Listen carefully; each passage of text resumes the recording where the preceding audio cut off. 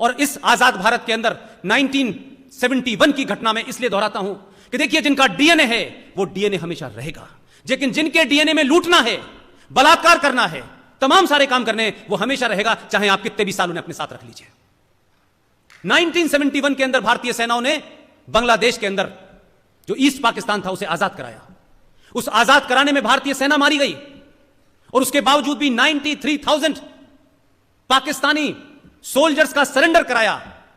और 1971 में भारत की आर्थिक स्थिति बहुत अच्छी नहीं थी, बाहर से PL4 गेहूं आता था हफ्ते हफ्ते भर के लिए। 93,000 फौजियों को भारत ने रखा, 2 महीने तक रखा, पूरी इज्जत के साथ रखा, उनके साथ कोई गलत व्यवहार नहीं किया।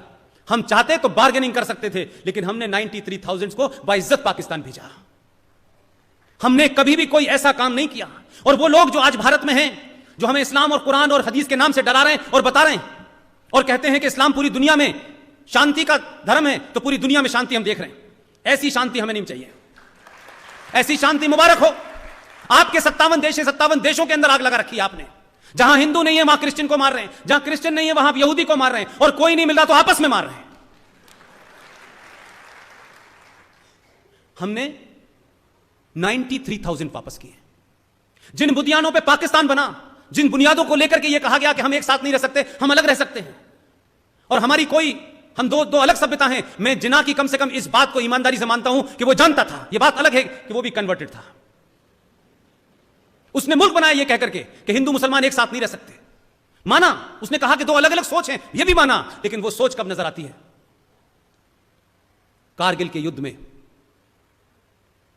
एक फौजी जो लड़ता है, जो जनेवा कन्वेंशन है, एक फौजी लड़ता है, वो इंडिविजुअल के लिए नहीं लड़ता है, जो चाहे पाकिस्तान का हो, चाहे अमेरिका का हो, चाहे भारत का हो, वो अपने राष्ट्र से जो उसे मैंडेट मिला होता है इसलिए लड़ता है। उसकी किसी से कोई निजी दुश्मनी नहीं होती। कारगिल के युद्ध में एक फौजी भारत का सरहद के उस पार रह गया। जो लोग ये कहते थे कि हमारी 2 अलग अलग सभ्यताएं हैं, जिन्ना साहब मैं आपकी तारीफ करता हूं कि सच में 2 सभ्यताएं हैं। आपने वक्त रहते पहचान लिया। हम तो ये जानते थे कि वाकई में आप अलग हैं, लेकिन आपने अलग करके कुछ लोग अपने साथ रह गए। मैं कहता था जो बचे थे उन्हें भी ले जाते तो हम बच जाते। एक फौजी भारत का गलती से उधर रह गया। आपने उसके साथ अपने उस मजहब की, जिसे आप मानते हैं, उसकी बर्बरता आपने यह की कि उसके गुर्दे भी निकाले, उसकी आंखें भी निकाली, उसके शरीर का हर अंग निकाल लिया आपने और निकाल के वापस भेज दिया। उस फौजी का नाम था सौरभ कालिया। वो लोग हमें सभ्यता, शांति, ये फ्रॉड हमको समझा रहे हैं, जिनका पूरा अस्तित्व ही लूट खसोट पे रखा हो, जिनका जन्म ही इसी पे हुआ हो तलवार के नाम से। जिस प्रॉफिट मोहम्मद को मानते हैं, उस प्रॉफिट मोहम्मद की बेटी को नहीं मानते। उस प्रॉफिट मोहम्मद की बेटी के बच्चों को मार दिया इन्होंने। करबला के मैदान में आपने कत्ल कर दिया। उनके दामाद का कत्ल फजर की नमाज में कर दिया आपने। कोई रामलाल श्यामलाल गया था मारने, RSS की ब्रांच थी सऊदी अरब में। कौन गया था? किसने मारा था? लोगों को इतिहास नहीं बताएंगे तो आपकी पीढ़ी अगली कुंठा में रहेगी। इसलिए सही इतिहास बताइए। ये जनगण गाने से बात नहीं बनेगी। जनगण तो आप गाते हैं, सिंध का नाम लेते हैं, सिंध की इतिहास नहीं बताते हैं। अगर सरकारें नहीं बता रही, प्रोफेसर नहीं बता रहे, तो आम बुजुर्ग तो जानता है। ये तो गलियों चौराहों पे, पुलियों के ऊपर, चाय खानों पे अगर आप बताते तो मुझे लगता है कि ये 2014 बहुत पहले आ जाता। आप सोचिए, प्रॉफिट मोहम्मद साहब उनके पैगंबर हैं, उसमें कोई हमें क्या परेशानी है और हमें नहीं होनी चाहिए। उनका नाम सम्मान के साथ लिया जाना चाहिए। प्रॉफिट मोहम्मद के खानदान में उनके नवासों के नवासे, जरा कंट्राडिक्शन तो देखिए इस इतिहास का, कि जिन लोगों ने, राजा दाहिर सेन जो सिंध का राजा था, उसने प्रॉफिट मोहम्मद साहब के खानदान में जितने लोग बचे थे उनको अपने किले में शरण दी, उनको बचाने में पूरा खानदान लगा दिया। और जिसने उन्हें मारा उसका नाम क्या था? उसका नाम था मोहम्मद बिन कासिम। वो पाकिस्तान का हीरो है, वो इस्लाम का अलमबरदार है। तो जिन्हें गलत फहमी है कि हम किसी के खिलाफ हैं, आज से उस जमाने में 720-21 की बात है, ना सेकुलरिज्म था, ना वोट था, न वोट चाहिए थे, ना एमपी बनना था, ना एमएलए बनना था। तब भी 5000 साल के डीएनए की वजह से राजा दाहिर सेन ने पूरे परिवार को दांव पे लगा दिया, सबको मार दिया, लेकिन मोहम्मद साहब के खानदान को बचाया। एहसानमंद होना चाहिए हिंदुस्तान के मुसलमानों को कि हमारा माजी, हमारा पास इतना पावरफुल है। हमने किसी को लूटा नहीं है।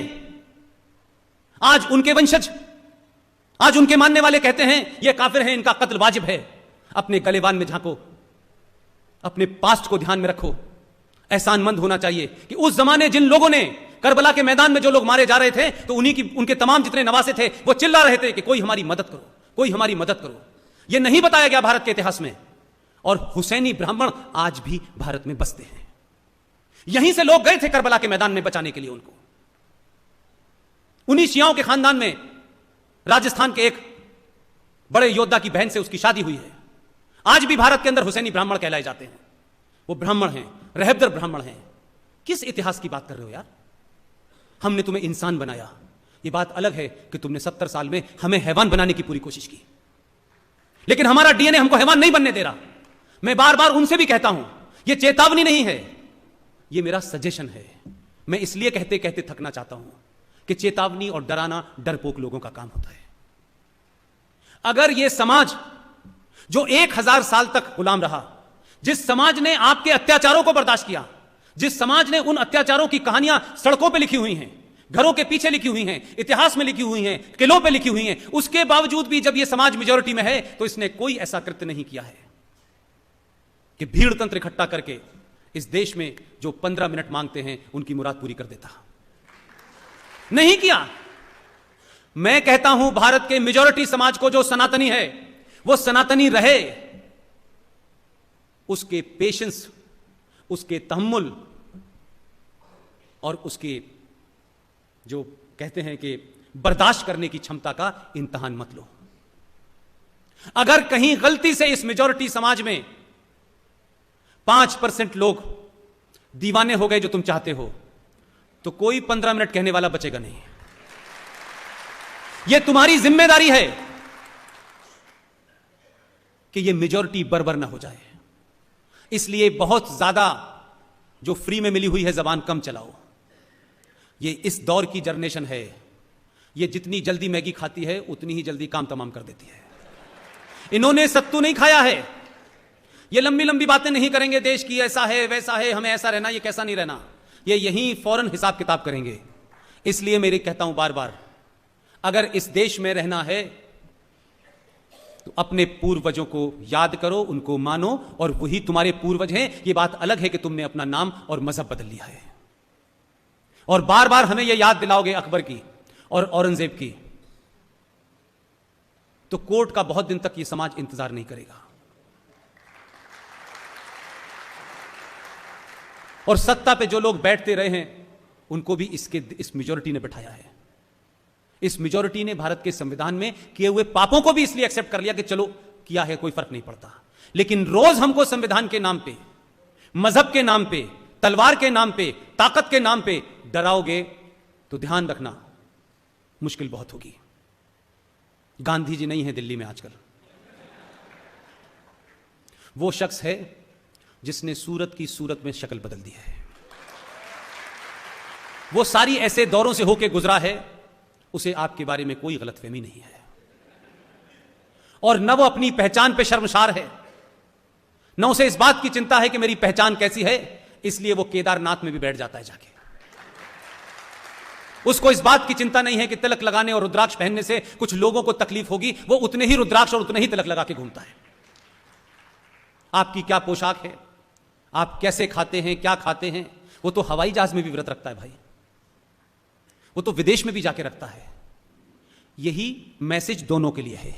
ये जो हम सब आप बैठे हुए हैं, जिनको बड़ी चिंता है पड़ोस में रफीक साहब की, चिंता करें, लेकिन चिंता में अपनी चिता न बना लें। अगर आप ठीक हैं तो हम भी ठीक रहेंगे, अगर आप गड़बड़ करेंगे तो हम उससे दुगनी कर देंगे। यह मैसेज सबको रहना चाहिए। सऊदी अरब में लोग बार बार कहते हैं चोरी नहीं होती, चोरी नहीं होती। जो लोग ये कहते हैं कि चोरी नहीं होती, एक बार जुमे की मस्जिद में जाएं, सऊदी अरब की राजधानी में जुमे के बाद खड़े हो जाएं, तब पता चलेगा यहां चोरी क्यों नहीं होती। क्या नाफिज कर दें, यहां पे लागू कर दें वो कानून जिसका बड़ा शौक है आपको। यह अजीब गरीब मुल्क है कि आपको मजहब के हिसाब से शरिया जो है वो 4 शादी करने के लिए चाहिए, तलाक देने के लिए शरिया चाहिए, कुरान शरीफ का निजाम सिस्टम। हम कह रहे हैं आधी अधूरी शरिया क्यों ले रहे हो, पूरी लो। तो आधी शरिया चाहिए सिविल मैटर में और क्रिमिनल में भारत की आईपीसी चाहिए। हम कह रहे हैं पूरी से शरिया ले लो और तय करो कि अगर आप कत्ल करोगे हिंदू का तो आपकी गर्दन काट दी जाएगी, और हिंदू आपका कत्ल करेगा तो उस पर आईपीसी से मुकदमा चलेगा। चाहिए? चाहिए? रेफरेंडम करा लो।